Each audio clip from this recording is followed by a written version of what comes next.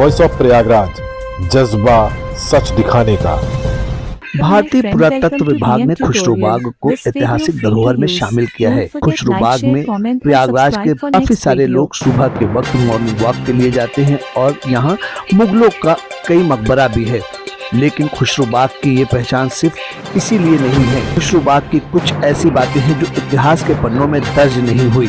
इतिहास के पन्नों को पलटा भारत भाग विधाता के संस्थापक वीरेंद्र पाठक ने, तो ऐसी कई जानकारियां हासिल हुई जो शायद इतिहास के पन्नों में दर्ज न हो सकी। सभी को पता है कि भारत की आजादी 15 अगस्त 1947 को हुई, लेकिन 10 दिन के लिए 1857 में भी प्रयागराज अंग्रेजों से आजाद हो गया था। उसकी अगुवाई कर रहे थे मौलवी लियाकत अली, जो इसी खुशरूबाग से अपनी सत्ता चला रहे थे। सत्ता पूरी कैबिनेट के साथ चली। 10 दिन तक अंग्रेजी फौज इनको कहीं भी दिखा नहीं सकी थी, क्योंकि मौलवी लियाकत अली और उनके साथियों ने 30 लाख रुपए 1857 में अंग्रेजी फौजों से छीन लिए थे और उसी के बल पर अपनी सत्ता चला रहे थे। उन्हीं की याद में आज खुशरूबाग में एक शिलापट का अनावरण किया गया, जिसका उद्घाटन न्यायमूर्ति संजय कुमार सिंह ने किया और लोगों को बताया कि भारत भाग विधाता के इस कार्य से देश और समाज में आने वाली नस्लों को जानकारी हासिल होगी कि किस तरह से हमारे देश में आजादी के दीवानों ने अपनी कुर्बानियां देकर भारत को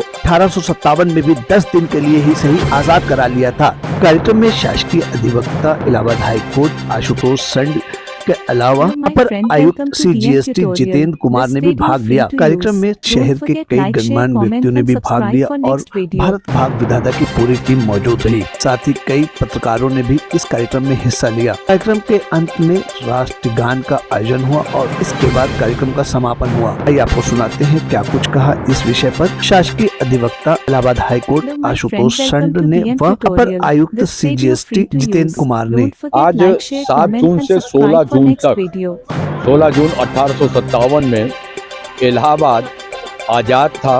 उसका इतिहास जनता जनार्दन या हमारी पीढ़ियों के पास नहीं था। उसको हम वर्तमान पीढ़ी और आने वाली पीढ़ियों के समक्ष सदैव याद रहे कि किस प्रकार इलाहाबाद 7 जून से 16 जून तक आज़ाद रहा और जिसका केंद्र बिंदु शासन का इसी स्थान पे था, खुशरूबाग जैसे पवित्र स्थान पे था। तो हम उसको पब्लिक के सामने शिलापट के माध्यम से प्रेरित कर रहे हैं, रख रहे हैं, जिससे कि जनता जान पाए कि हमारे पूर्वजों ने कितना त्याग और बलिदान किया था कि हम 1857 में भी 10 दिन तक आजाद थे और यहाँ से हमने शासन किया। मैं आशुतोष कुमार सन। जी, ये कार्यक्रम इस तरह का बड़ा रेयर कार्यक्रम है। जैसे कि हम लोगों ने पढ़ाई के दौरान भी, मैं तो UPSC हम लोग क्लियर करके आए हैं, तो इतिहास को काफ़ी गहराई से पढ़ना पड़ता है, बहुत पढ़े भी हैं। बट ये चीज़ें जैसे इलाहाबाद के बारे में बताई गई कि यहाँ 10 दिन 1857 के विद्रोह के टाइम आज़ाद रहा पूरा ये इलाहाबाद, और ये मुख्यालय था उस समय क्रांतिकारियों को। ये इतिहास में कहीं भी नहीं मिलता है।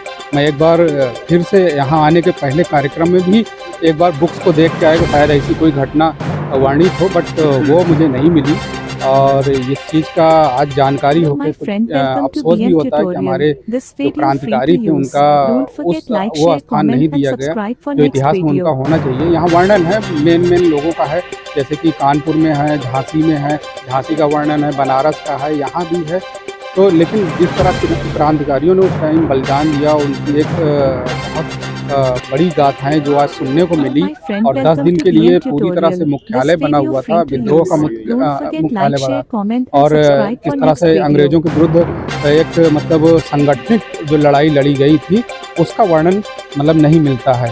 तो ये जान करके और जिस तरह का ये प्रोग्राम आयोजित किया उससे बहुत जानकारी मिली।